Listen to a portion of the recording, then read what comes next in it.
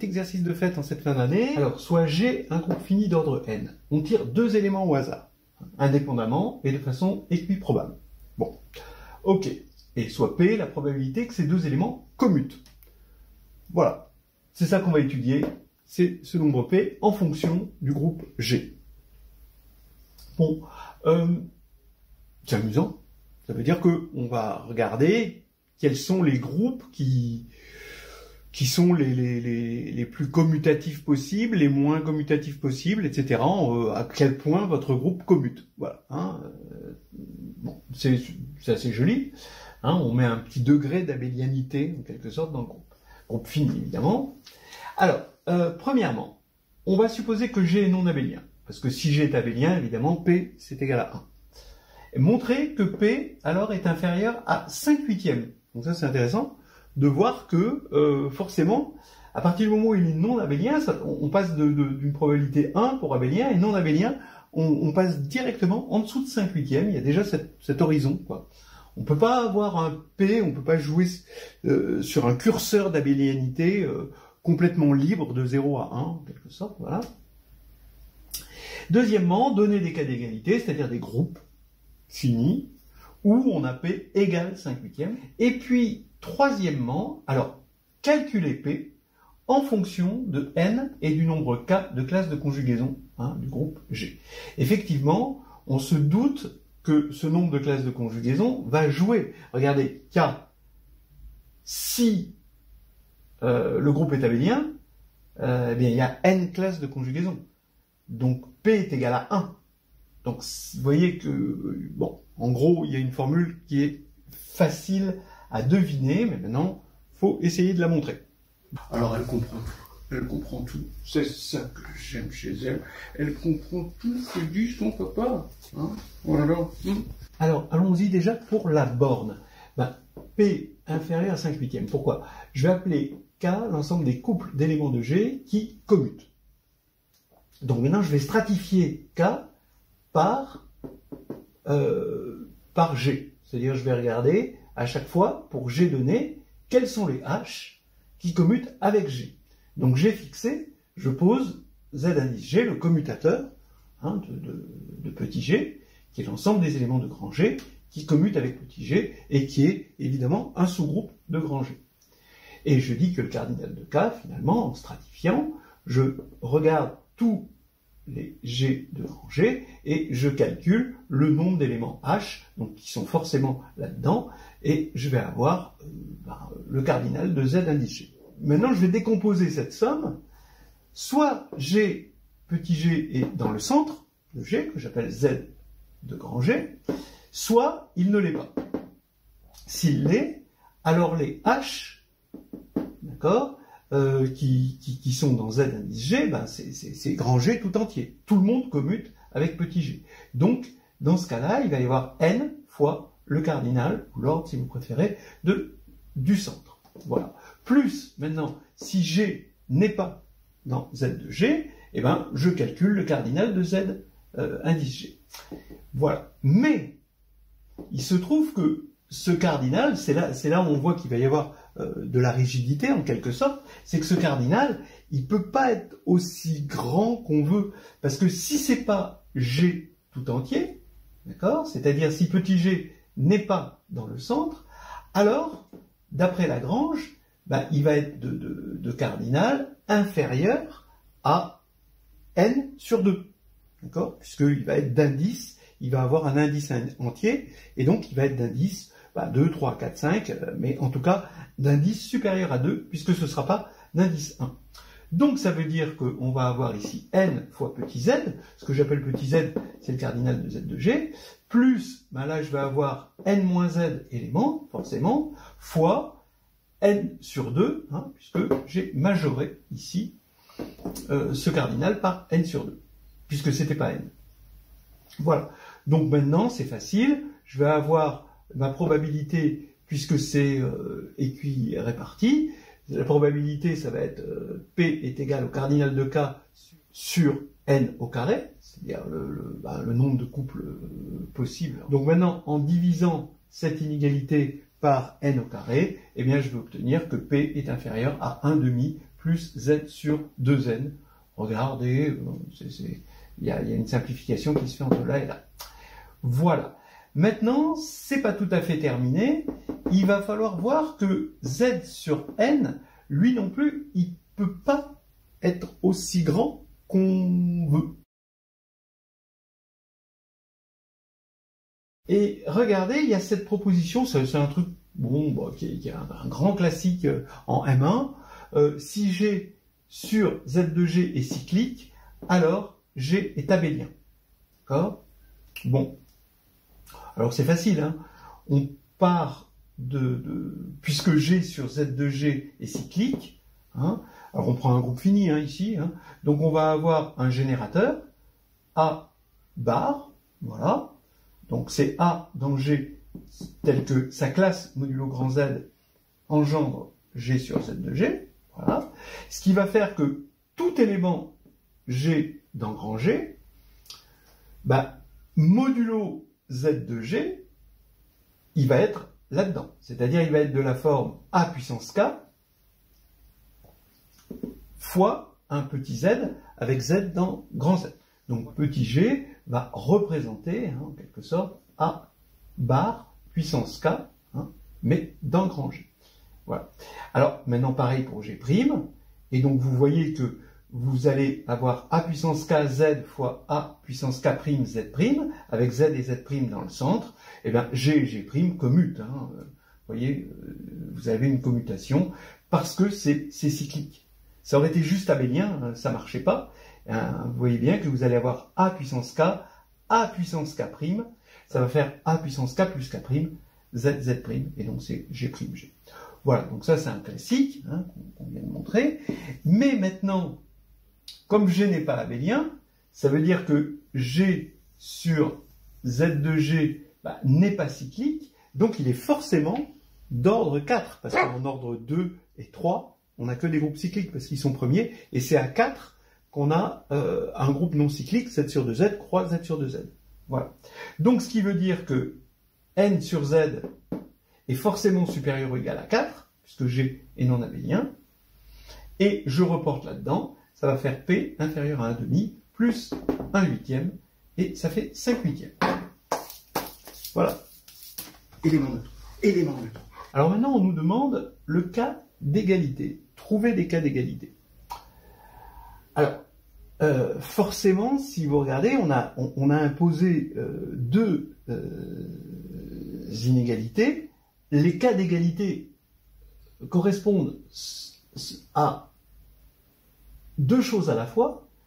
Le centre Z de G est d'indice 4, serait vraiment d'indice 4, c'est-à-dire que le cardinal de G sur Z de G est vraiment égal à 4, et d'autre part, que Z indice G, donc le centralisateur de petit g, à partir du moment où G n'est pas dans Z de G, n'est pas dans le centre, alors il passe d'indice 1 ici à indice 2, mais 2 exactement.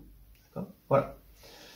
Donc c'est ça qui va nous donner le cas d'égalité, vous regardez ça, et on va le trouver, ce 5/8, dans le cadre du groupe diédral, du groupe quaternionique. Pourquoi? Parce que qu'est-ce que c'est le groupe diédral? C'est le groupe du carré. D'accord? Donc il est constitué de 4 rotations et de 4 symétries. D'accord?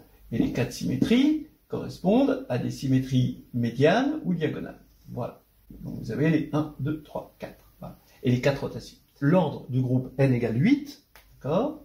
N égale 8. Le centre du groupe, c'est l'identité, évidemment, et moins l'identité, la rotation d'angle pi. Donc z égale 2. Voilà. Donc c'est bien l'indice 4. Et dès qu'on n'est pas dans le cas de figure où G serait l'identité ou moins l'identité, ils vont être ici, alors le commutant de G, et on vérifie qu'il est d'indice exactement égal à 2. Voilà. Donc, par exemple,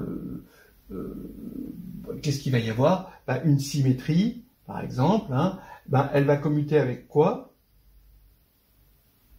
Elle va commuter avec 4 éléments, c'est-à-dire le centre, d'accord? Donc ça fait déjà 2, plus elle-même, et elle-même fois moins elle-même, quoi, en quelque sorte. Voilà. Et ce qui fait 4 éléments, donc c'est bien l'indice 2. Pareil pour tout le reste. Voilà. Ok. Donc, maintenant, on a la même chose pour H8. Et c'est, bon, si vous ne connaissez pas, voilà, le groupe quaternionique. Qu'est-ce qu'il va avoir, le groupe quaternionique? Il va avoir comme élément, c'est plus ou moins 1, plus ou moins I, plus ou moins J, et plus ou moins K. Voilà, avec des règles ici de multiplication. Et on va avoir, pareil, le centre, c'est plus ou moins 1, qui va être d'indice 4. Et puis, dès qu'on n'est pas dans le centre, eh bien, les gens, par exemple, avec I, qui c'est qui commute avec I, c'est plus ou moins 1 et plus ou moins I. Voilà, c'est tout. Les autres ne commutent pas. Voilà, donc ça, c'est le groupe quaternionique. Si vous ne le connaissez pas, tant pis.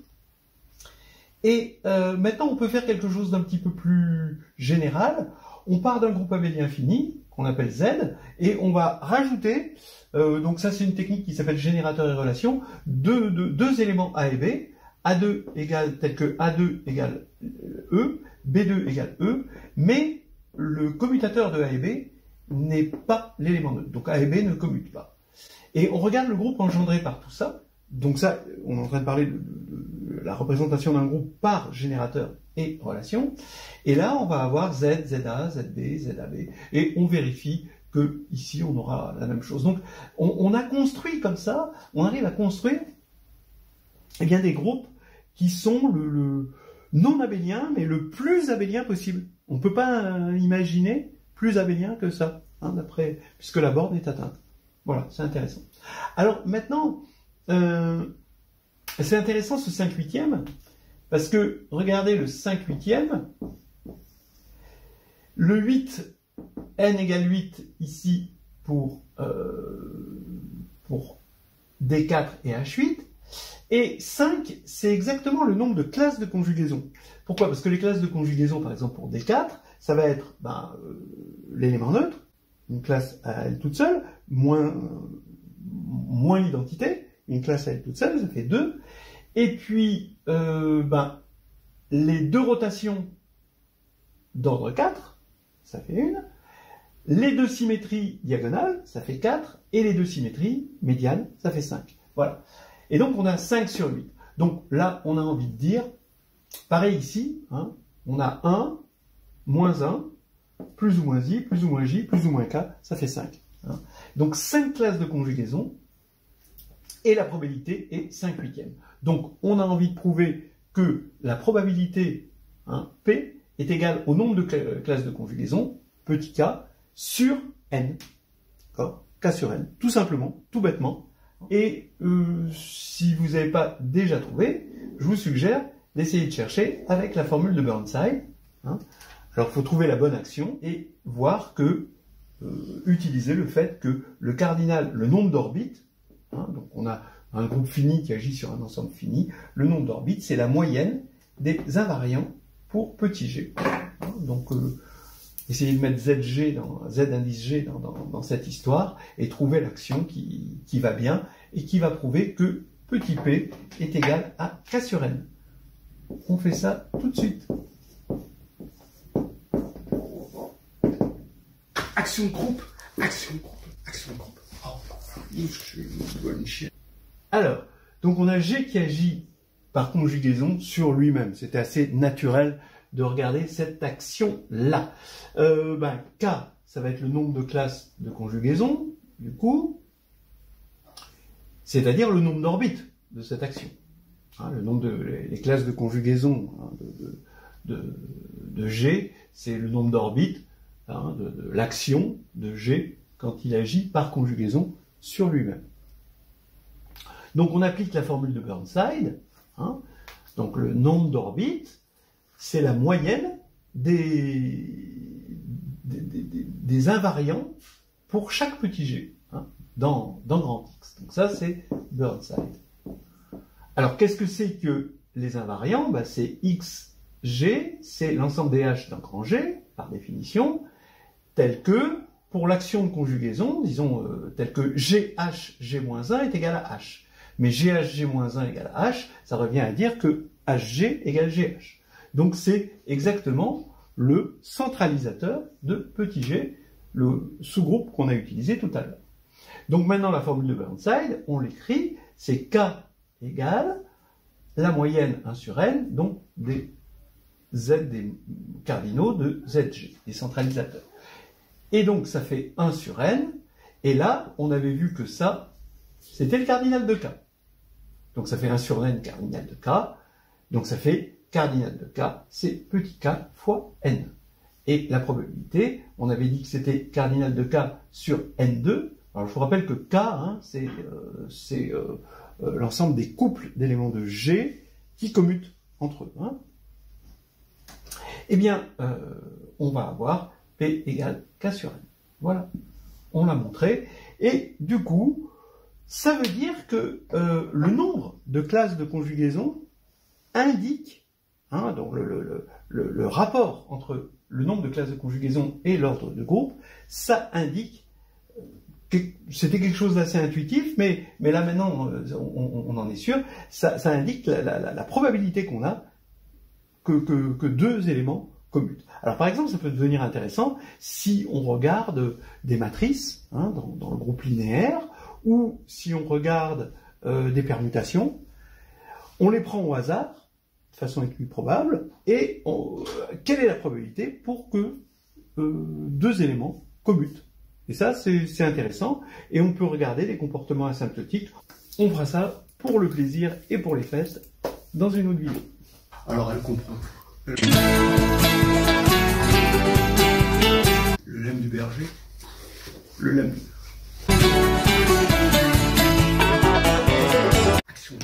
Action de groupe, voilà, action de groupe. Alors, oui, alors donc, la théorie des cordes, là, c'est la spécialité. Ça c'est son grand truc. Là, la théorie des cordes, elle en va pas, parce que c'est quand même une théorie un peu controversée, hein, mais en fait, je pense qu'elle a raison. Elle a raison. Attention, attention, la théorie des cordes, qu'est-ce qu'on pense de la théorie des cordes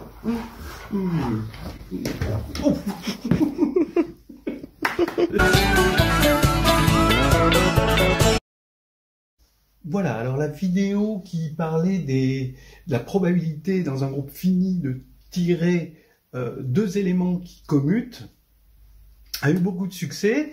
J'en profite pour dire une première chose, bah oui, on m'a fait remarquer qu'à un moment j'ai dit, pour désigner l'ensemble des éléments qui commutaient avec un élément fixé, petit g, j'ai appelé ça le commutateur, alors que ça aurait dû être le centralisateur. Effectivement, my bad, il faut respecter la terminologie. Et autre chose, on m'a demandé aussi si ça faisait... si ce thème-là pouvait faire un bon développement, oui, mais il faut l'accommoder, évidemment. Par exemple, en démontrant le théorème de Burnside, ou alors en faisant ce que je vais faire là maintenant, c'est-à-dire en donnant un petit exemple concret. Et par exemple, ici, calculer ce qu'on va faire ici. Dans un corps, on a un corps K à Q éléments. Quelle est la probabilité de tirer deux matrices, toujours de façon indépendante et répartie, qui commutent dans GL2 de K?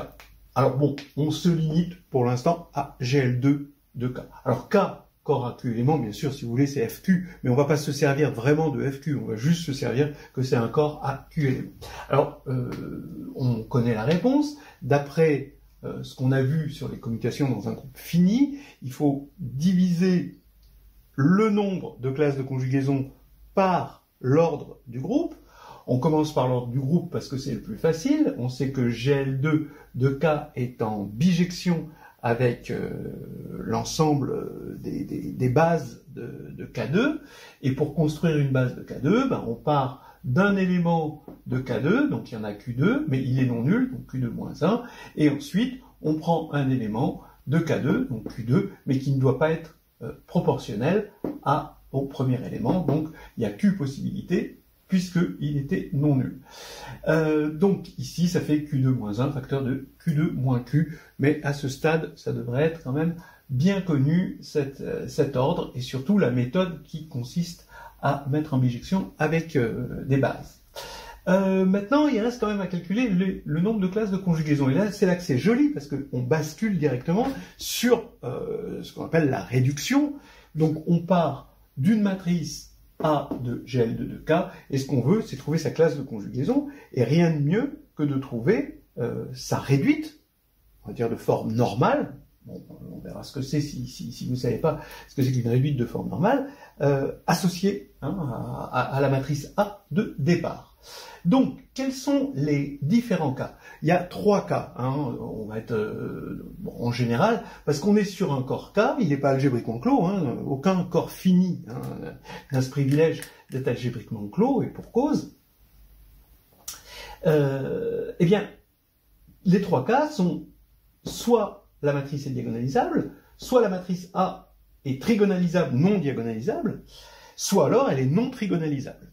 Bon, alors, si elle est diagonalisable, alors là, ça veut dire que, bon, on va avoir comme possibilité, on va avoir des valeurs propres qui sont dans K.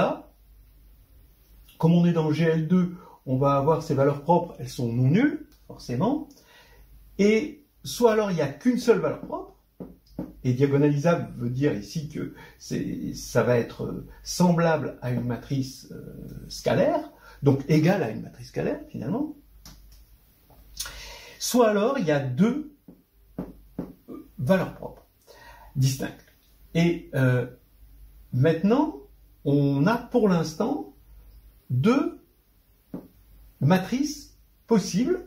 Et maintenant, il faut voir que ce sont des matrices de forme normale. Qu'est-ce que ça veut dire de forme normale? Ça veut dire, d'une part, qu'on a réussi à ramener A à une de ces matrices, mais de forme normale, ça veut dire que 2 matrices de même forme, si elles sont différentes, ne seront pas dans la même classe de conjugaison. Donc, en comptant les matrices de forme normale, on compte les classes de conjugaison. C'est ça qui est important. Voilà. Il y a une bijection entre les matrices de forme normale et les classes de conjugaison, ici, les classes de similitude, puisque c'est de ça qu'on parle en ce moment. Alors, oui, effectivement, vous voyez, ça va être une forme normale. Si on a une autre matrice de cette forme-là, avec lambda, lambda, ou lambda prime, on va dire, eh bien, si lambda est différent de lambda prime, eh ben, elles ne seront pas semblables, forcément, puisque les valeurs propres sont des invariants de similitude. Alors ici, pareil, sauf qu'on a lambda et mu, et donc il faut prendre lambda et mu comme une paire, et non pas comme un couple. C'est-à-dire qu'on aura ici 2 matrices sous cette forme-là, peuvent être semblables tout en étant différentes, si on a permuté lambda et mu. Donc, il faut regarder ça modulo permutation. Voilà. Alors maintenant, on peut, une fois qu'on a fait ces constatations, on peut regarder combien il y a de classes de conjugaison de matrices diagonalisables. Ici, il va y en avoir Q-1. Je vous rappelle que on a enlevé 0, donc il y a Q possibilités pour lambda, sauf 0. Et ici, il faut compter les paires, et non pas les couples, lambda mu, d'éléments distincts, puisque s'ils étaient égaux, on serait dans le premier cas. Donc ici, on a Q-1, facteur de Q-2 sur 2. Voilà. Et quand on fait la somme, on obtient Q facteur de Q-1 sur 2. Voilà pour les diagonalisables. Maintenant, on va attaquer les trigonalisables non diagonalisables. Ce qui veut dire quoi? Alors, trigonalisable, ça veut dire que le polynôme caractéristique est scindé, et non diagonalisable, ça veut dire, entre autres, ici, qu'il ne peut pas être scindé simple. Donc la seule possibilité, c'est qu'il soit sous la forme x moins lambda au carré. D'accord? 30x moins lambda au carré. Donc il est trigonalisable, il va se mettre sous la forme 0, lambda 0 epsilon lambda. Mais là, on n'a pas une forme normale, parce qu'il peut y avoir plusieurs epsilon possibles qui donnent la même classe de similitude. Donc on se ramène ici en multipliant à gauche par cette matrice-là et à droite par son inverse, donc en ayant une matrice semblable. Donc bon, bien sûr, hein, ici, hein, multiplier à gauche par ça, ça veut dire c'est multiplier les lignes par epsilon. Donc on aurait ici lambda epsilon, 0 epsilon lambda, et là c'est les colonnes. Donc ici on aurait lambda 0, et 0 epsilon moins 1, donc là on aurait 1 et le epsilon qui disparaît, qui viendrait de là. Donc ici on a lambda 0, 1, lambda. Voilà. Et là, on a effectivement une forme normale. D'abord, on a vu qu'on pouvait se ramener de là à là. Donc c'est un bloc de Jordan, hein, pour ceux qui connaissent. Et d'autre part, si on a deux matrices de cette forme-là, donc lambda 0, 1 lambda et lambda prime 0, 1 lambda prime, si elles sont différentes, alors elles ne sont pas semblables. Ben oui, puisque la première a pour polynôme caractéristique x moins lambda carré et la seconde x moins lambda prime carré. Donc c'est pas pareil. Et donc ça nous permet, hein, c'est comme ça qu'on compte les classes de conjugaison, on n'a plus qu'à compter les formes normales. Et bien les formes normales, il y en a combien? Autant qu'il y a de lambda, mais attention, lambda doit être non nul, donc il y en a q-1. Donc pour l'instant, on a comptabilisé tout ça, sauf que K n'est pas algébriquement clos, c'est ce qu'on disait, et il va y avoir les non trigonalisables. Alors, déjà, pour trouver quelque chose de non trigonalisable, ça veut dire que le polynôme caractéristique, il n'est pas scindé, mais étant donné qu'il est de degré 2, ça veut dire qu'il n'est pas réductible, donc il est juste irréductible. Alors, on va partir d'un polynôme unitaire de degré 2 qui est irréductible, d'accord, avec A et B dans le cas, bien sûr, et on va dire que le polynôme caractéristique de A, c'est ce polynôme-là. Alors, on va chercher une forme normale, vous le savez probablement, ça va être la matrice qu'on appelle la matrice compagnon, hein. Et allons-y, ici, vous partez d'un vecteur U non nul, quelconque, et vous regardez AU, et bien AU, j'affirme que UAU est une base de K2. Pourquoi? Parce que il y a le bon nombre d'éléments, et c'est une partie libre, parce que si c'était pas une partie libre, comme U est non nul, AU serait proportionnel à U, et donc lambda serait une valeur propre de A. Or, il n'y a pas de valeur propre qui soit dans K pour A, hein, puisque le polynôme caractéristique est irréductible. Donc, on a bien une partie libre, donc une base, et dans cette base, eh bien, l'endomorphisme qui représente A, ou que A représente, si vous préférez, va s'écrire comme ça. Donc, U, son image, c'est AU, donc c'est le second vecteur, donc U c'est le premier vecteur qui va vers le second vecteur, et AU, eh bien, va avoir pour image par A de U. Mais par Taylor-Hamilton, A de U plus petit a grand A U plus BU, identité U si vous voulez, est égal à 0. Donc ici, on va avoir moins BU moins A AU. Voilà. Donc on tombe sur ce qu'on appelle ici la matrice compagnon, qui est une jolie forme normale. Alors, pourquoi c'est une forme normale? Parce que si on prend un autre couple, au lieu de AB, on prend A'B', et si A'B' en tant que couple est différent du couple AB, alors on n'aura pas le même polynôme caractéristique, puisque le polynôme caractéristique de ça, forcément, c'est x2 plus ax plus b, vous pouvez le vérifier, et n'ayant pas le même polynôme caractéristique, ça ne peut pas être semblable. Donc on a bien, ça compte bien les classes de conjugaison, ou si vous préférez, les classes de similitude de matrices dont les polynômes caractéristiques sont irréductibles. Et donc, il va y en avoir combien? Alors, attention, pas Q2, parce qu'il ne suffit pas de dire je vais prendre A et je vais prendre B. Ben oui, il faut prendre A et B de sorte à ce que ce polynôme soit irréductible. Alors, à partir du moment où il est irréductible, il n'y a pas de problème. on ne se pose pas le problème est-ce que 0 est valeur propre, puisque 0 n'est pas valeur propre. On a B forcément différent de 0. Voilà.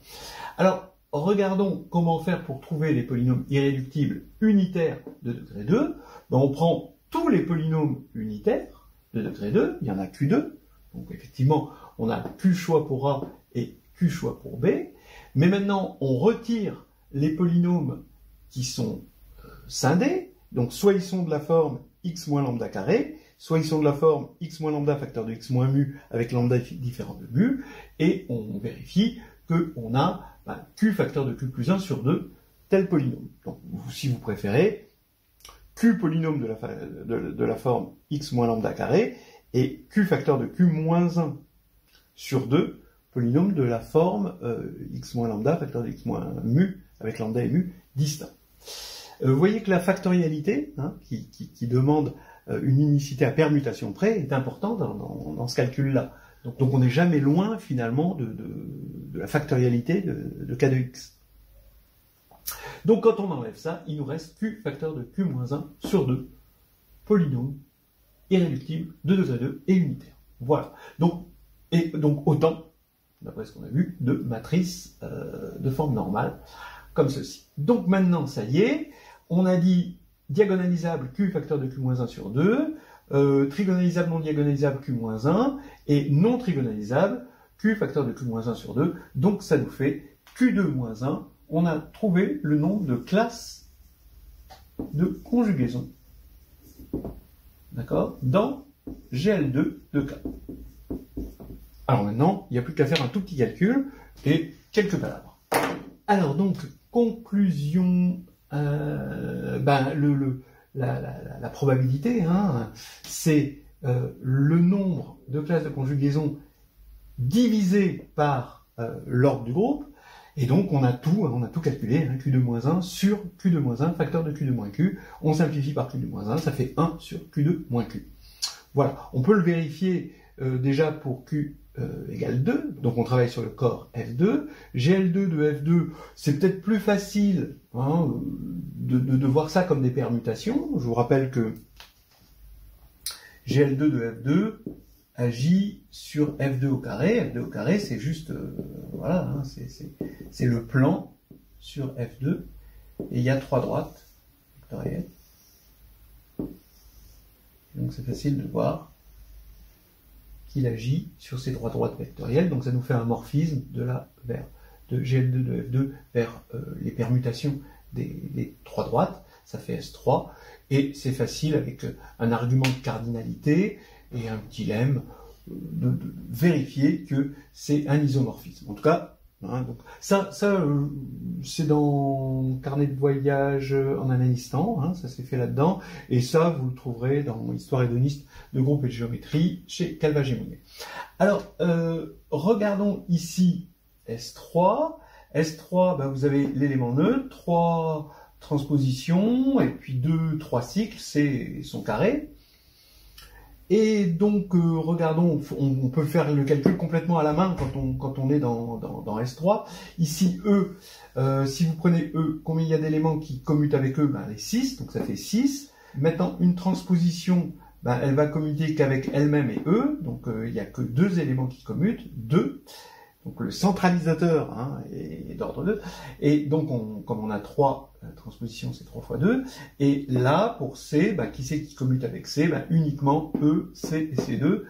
Et il y en a 2 comme ça, C2, ça fait 2 fois 3. Donc maintenant, on divise par 6 au carré, le nombre de couples qu'on peut faire dans S3. Et on tombe sur 18 sur 36, c'est-à-dire 1,5. Donc si Q égale 2, vous voyez bien que vous retrouvez 1,5, hein, 4 moins 2, ça fait 2. Voilà. Alors, autre chose quand même, est-ce qu'on peut aller plus loin? Parce que ça, on a envie d'aller plus loin. Pourquoi on l'a fait pour GL2? Vous avez vu que c'est quand même un sacré raccourci de s'arrêter à 2, quoi. Pour GLN, c'est juste un tout petit peu plus difficile. Ça reste de l'adrénaline pure comme on aime en maths, hein, mais ça demande quand même le théorème de décomposition de Frobenius avec l'unicité, hein, parce que de toute façon, il va falloir connaître toutes les classes de conjugaison, donc faut arriver à au bout du chemin de la réduction. Et le fin mot de l'histoire dans cette histoire de réduction, c'est un des fins mots de l'histoire, c'est le théorème de Frobenius. Celui-ci, il classifie tout. Donc il le faut. Et bon, je pourrais le faire dans une vidéo. C'est moins difficile que ce qu'on pense, sauf que il faut ce théorème de Frobenius. Sans ce théorème de Frobenius, on peut rien faire. Et en fait, si on appelle ça P2, pour dire que on est en dimension 2, alors Pn, bon, on pourrait trouver une formule ici équivalente, mais on veut savoir ce qui se passe pour Q tendant vers plus l'infini. Quand Q tend vers plus l'infini, donc quand le corps est assez grand, eh bien, on a un équivalent. Ici, c'est 1 sur Q2, évidemment. Et bien, pour Pn, on aurait quoi? Ben, c'est facile de voir que c'est 1 sur Q puissance, à votre avis... N? Non. En fait, N2 moins Z. Vous pouvez l'essayer. Mais bon, j'essaierai de le faire en vidéo, parce que c'est quand même très très sympathique. La preuve utilise les séries génératrices, c'est très joli. Attends, regarde bien, ça va t'amuser. Figitus, figitus, zambracapon. Alors, donc, en cette fin d'année, c'est la fête. Bon, la fête du bonnet, mais ça va être la fête quand même. On va faire un petit exercice étonnant, parce que, bon, c'est vrai que dans ces fêtes de fin d'année, on aime bien un petit peu étonner, mettre de la truffe dans le champagne. Et on vous propose donc ce que j'avais annoncé hier, de regarder les commutations non plus dans le GL2 de K, mais dans le GLN de K. C'est un petit peu plus dur, c'est un petit peu plus dur, il n'y a rien à dire, mais c'est que du bonheur quand même, avec des techniques qu'on va voir qui peuvent étonner un agrégatif, parce que c'est peut-être pas dans la culture agrégative ce genre de technique, mais ça reste très très compréhensible. On vous demande toute votre attention. Le théorème. Donc soit A indice N, le nombre de classes de conjugaison du groupe GLN de K, où K, bon, c'est un corps, donc de cardinal Q. Eh bien, l'idée, c'est pas forcément de calculer A indice N, c'est de calculer la série génératrice des AN.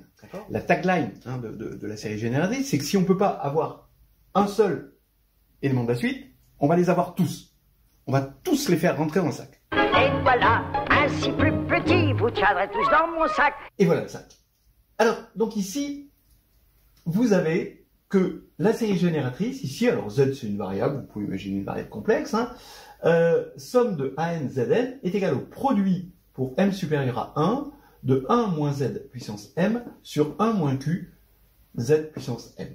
Voilà. Ou Q, je vous rappelle, c'est le cardinal du corps. Alors déjà, ce résultat est particulièrement élégant.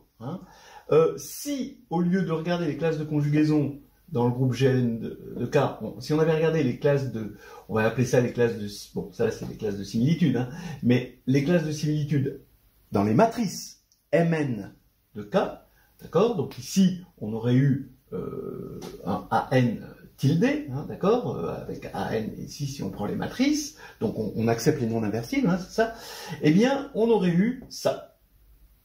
Voilà, donc on aurait eu le produit des 1 sur 1 moins Q Z puissance M.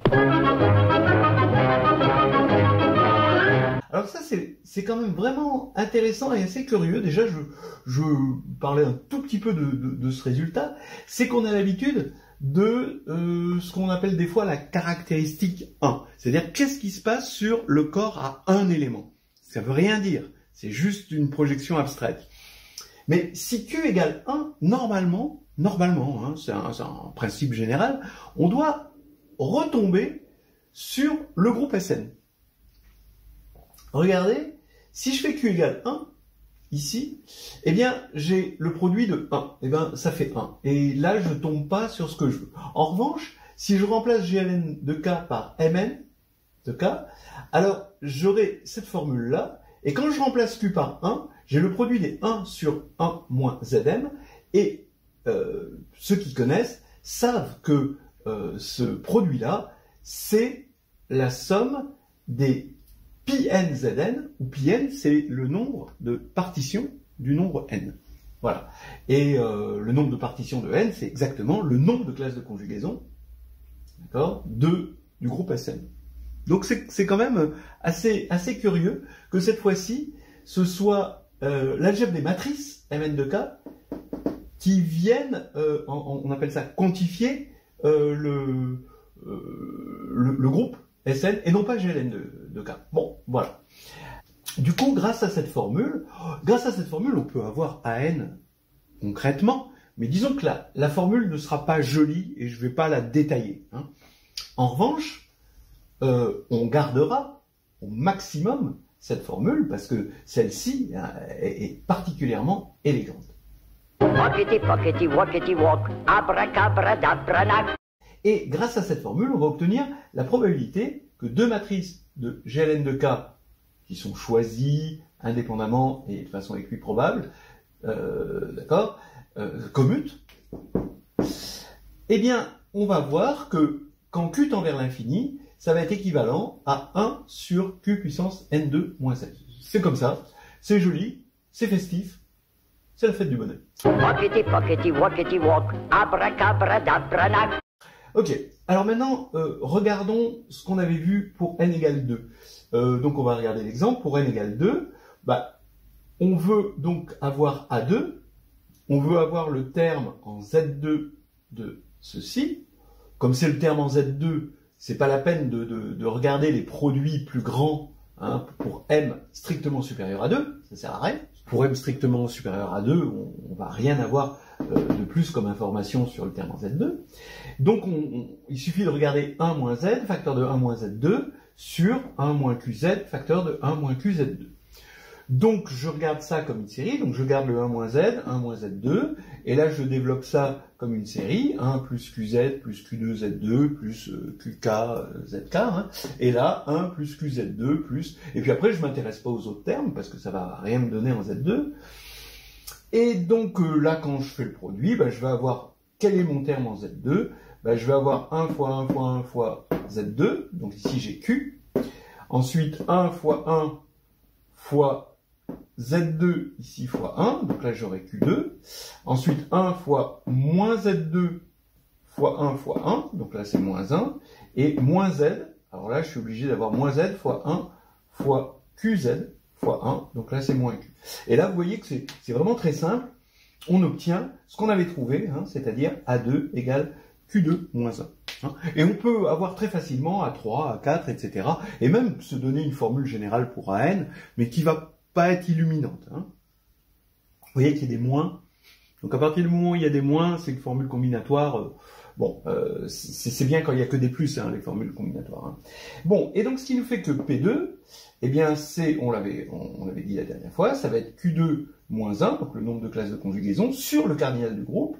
Donc Q2 moins 1, facteur de Q2 moins Q, et donc ça c'est équivalent à 1 sur Q2. On retrouve ici pour n égale 2 le cas particulier. Walkity, pockety, walkity, walk, abracabradabranach. Alors c'est parti pour la preuve. On part du théorème de décomposition de Frobenius sur GLN de K, hein, modifié sur GLN de K plutôt que Mn de K.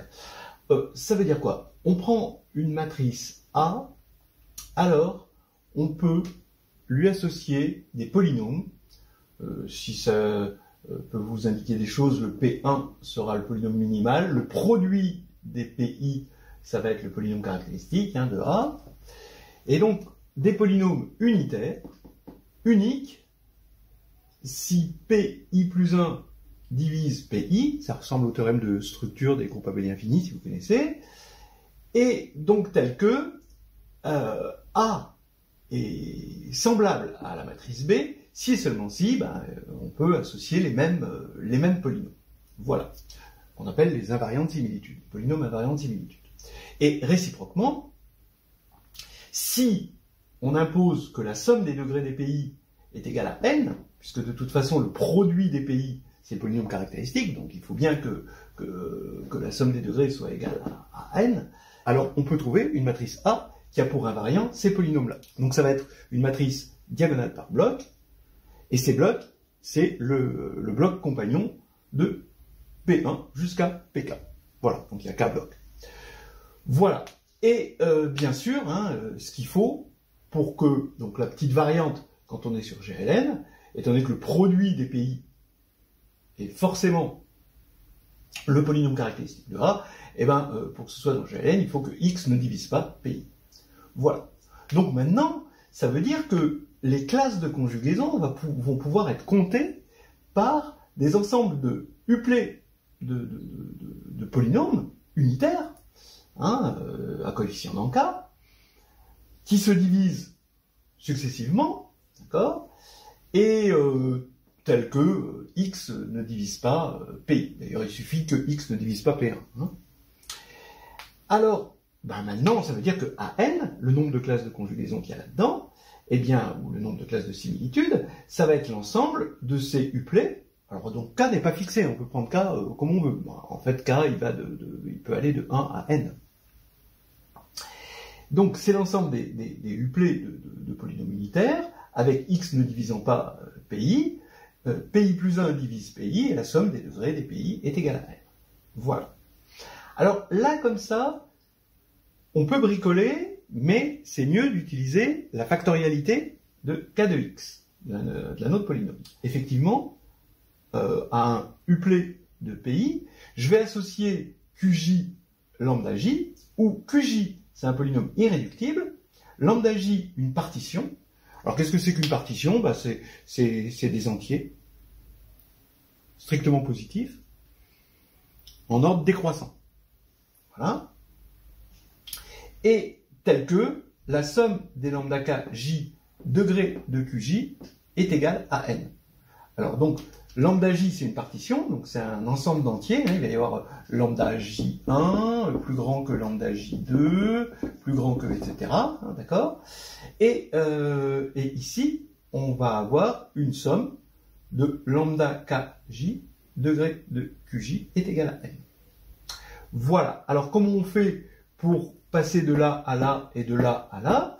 Eh bien, tout simplement, pour passer de là à là, on décompose PI en produit d'irréductible, donc c'est la décomposition de l'anneau factoriel en irréductible, bien sûr unitaire, irréductible unitaire, et on a QJ puissance lambda IJ. Donc ici, on va avoir notre partition. Pourquoi? Parce que le fait que PI plus 1 divise PI va faire que lambda J I plus 1 va être plus petit ou égal à lambda J I.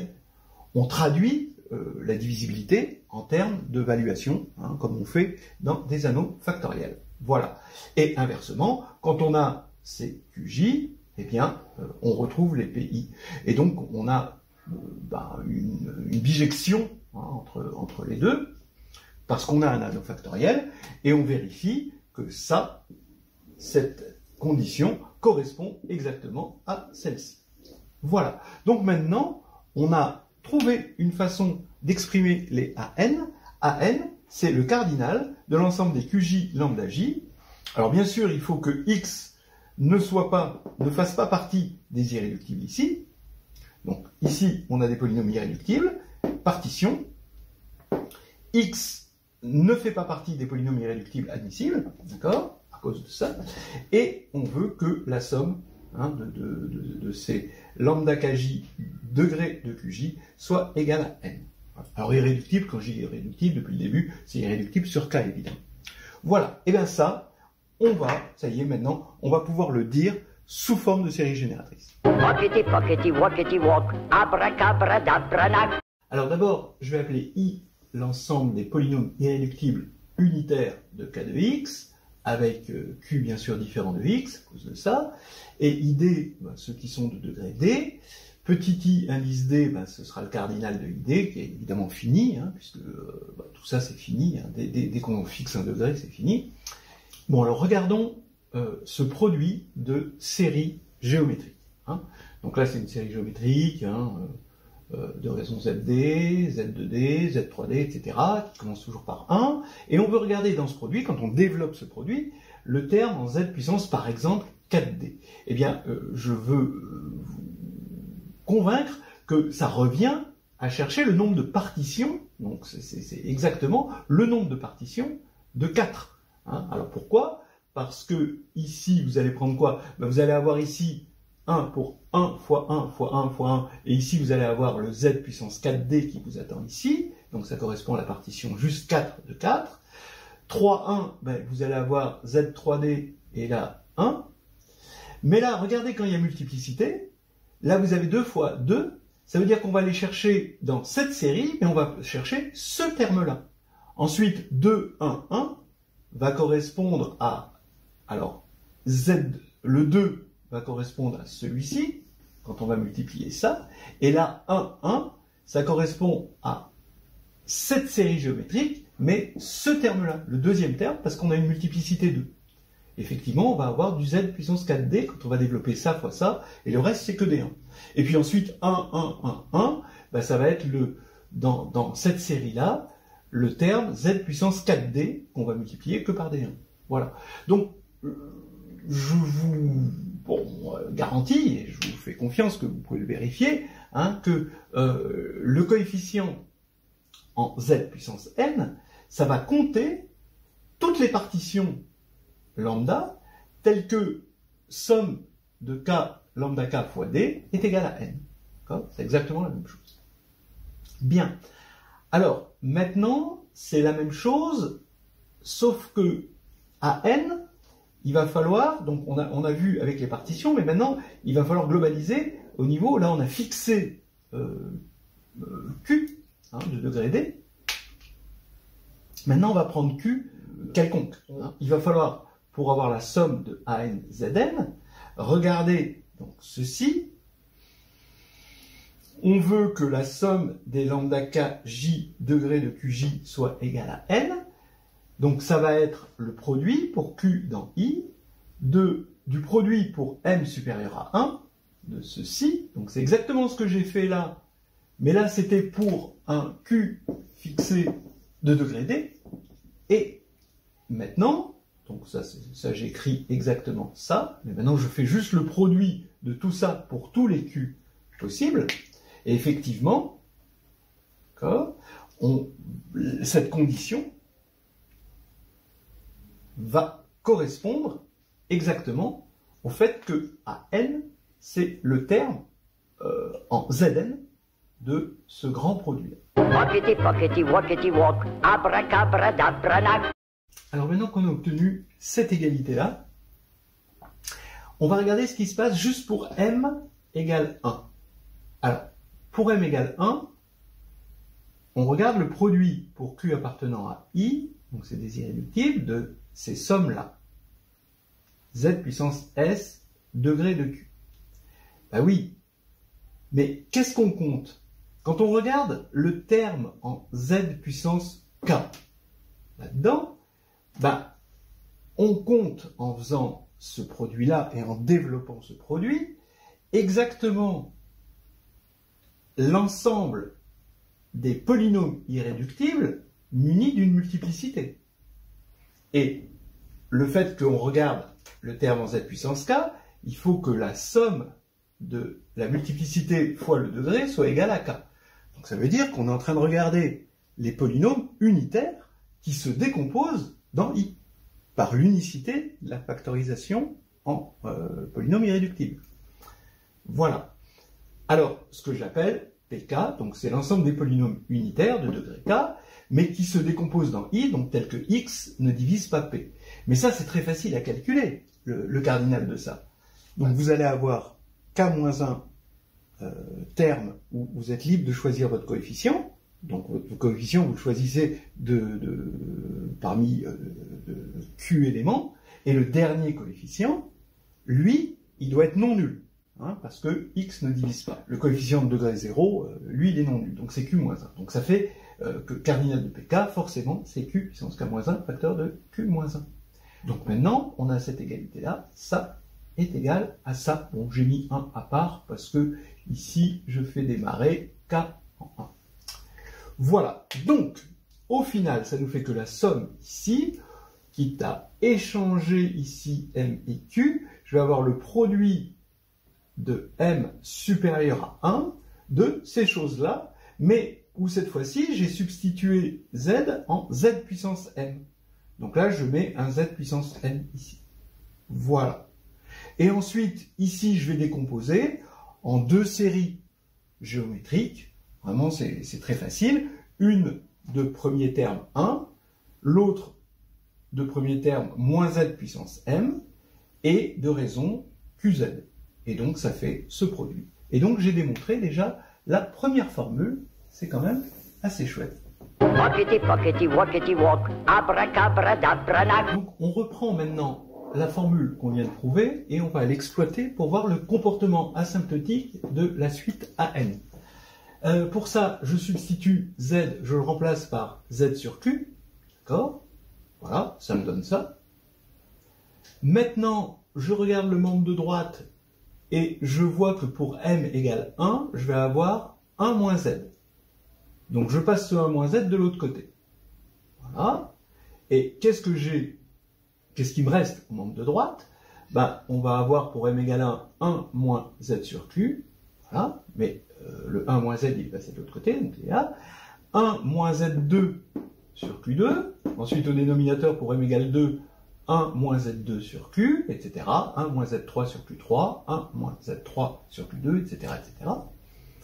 Et on se rend compte que ce qui reste au membre de droite, quand on va poser Z égale 1, ben ici, Z égale 1, du coup, on va avoir ici une simplification entre 1 moins 1 sur Q et 1 moins 1 sur Q. Là, 1 moins 1 sur Q2 et 1 moins 1 sur Q2, etc., etc. Simplification terme à terme. Quand on fait Z égale 1, on obtient exactement ce produit est égal à 1. D'accord ? Donc ça, pour Z égale 1, ça va être égal à 1. Mais maintenant, le membre de gauche, quand on développe, on obtient une somme de AN plus 1 sur QN plus 1 moins AN sur QN ZN. D'accord? Et donc, pour Z égale 1, ça va donner 1. Mais pour Z égale 1, le membre de gauche, c'est la série AN plus 1 sur QN plus 1 moins AN sur QN, donc la suite AN sur QN, ce qui veut dire que la limite de la suite de AN sur QN, c'est 1. Donc le comportement asymptotique de AN, c'est QN. Voilà. Alors maintenant, on avait parlé de probabilité pour que deux matrices commutent. Il faut faire AN sur le cardinal du groupe entier. Donc au final, on a Pn qui est équivalent, le numérateur AN est équivalent à Qn, le dénominateur, l'ordre du groupe équivalent à Q puissance N2, hein, Qn fois Qn fois Qn n fois, et donc ça fait du 1 sur Qn2 moins n. Walkity, pockety, walkity, walk, abracabradabra. Alors, ça nous fait quoi au final? Ben, on a fait ce qu'on appelle de la combinatoire quantique. C'est quoi de la combinatoire quantique? C'est de la combinatoire avec des séries génératrices où on compte des choses, mais quantique, dans le sens qu'il y a une variable qui s'appelle petit q, et quand q égale à 1, ça ressemble beaucoup à de la combinatoire classique. Voilà, comme on avait dit un petit peu au début. Voilà, eh bien, c'est joli, c'est magnifique. Bon, c'était un petit peu plus chaud que d'habitude, puis ça allait un peu plus vite. En même temps, le résultat était assez ambitieux, donc c'est un peu normal. Je vous laisse vérifier, j'ai dû laisser des petites miettes à droite à gauche, mais quand même, c'est quand même une belle fête.